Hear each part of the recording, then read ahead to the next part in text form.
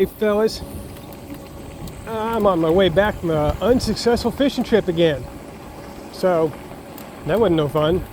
Anyway, we're gonna stop over here and check out some pawpaws.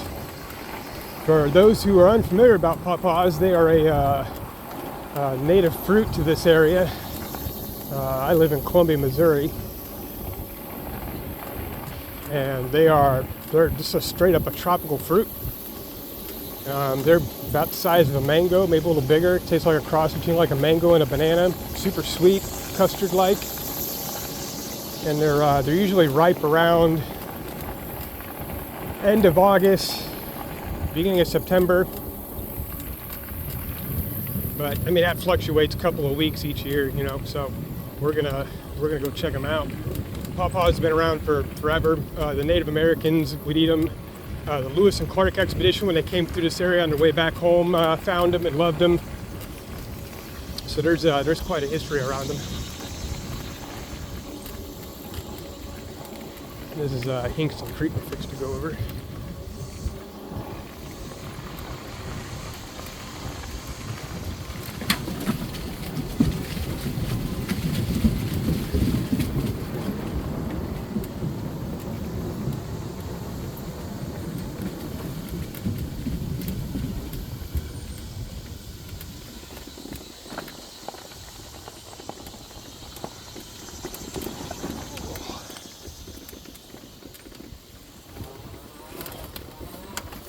Oh, you can see all this is sand back here. See, this is all because I told you guys the creek went real high. So see this grass? This is because the water flowed this way from the other part of the creek that's over that way. So it just flowed through these woods and didn't even follow the creek. All this sand that's up here, this is from all got washed out of the creek.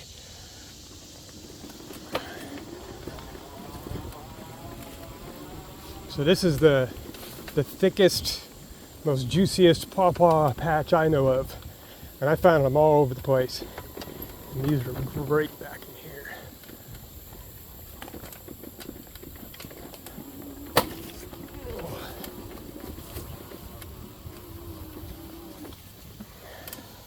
So let's stop right here for a minute and see what we can find. Ooh, this is kind of a little too soft. I'm gonna park the bike.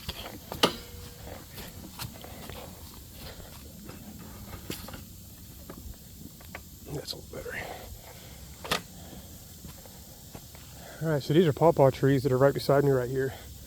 They're very distinct with these big leaves like this.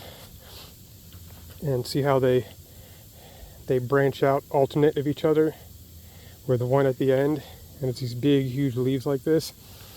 I don't really actually smell any pawpaws right now. When they're starting to get ripe, boy, you can smell them. Oh, there's some right there.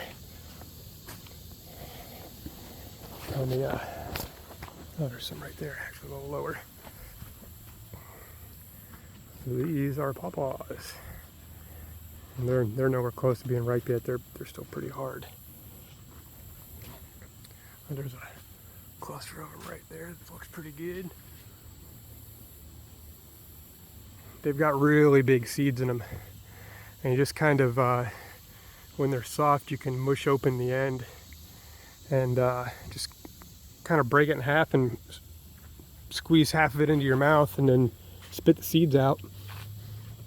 But you can, like I said, you can smell them when they're ripe. This whole area back here smells like mangoes and bananas and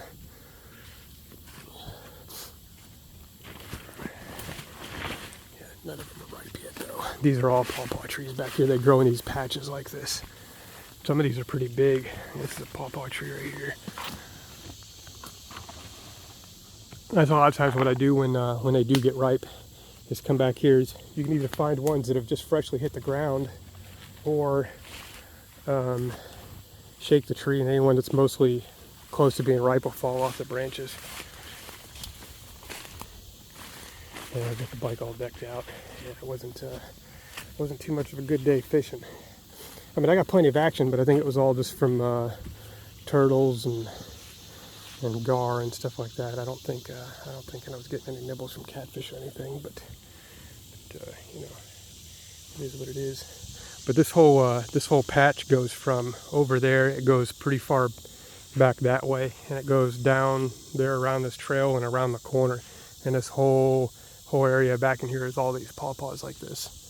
So we'll have to give it a few more weeks and come back here again, and I bet you we'll be finding some ripe ones.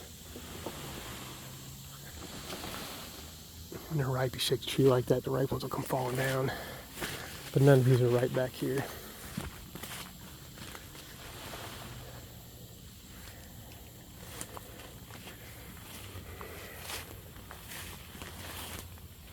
All right, fellas, that's gonna be it. I'm gonna scoot on back home. Maybe we'll take a little video scooting back through this trail a little bit or something, but we'll be back. See ya.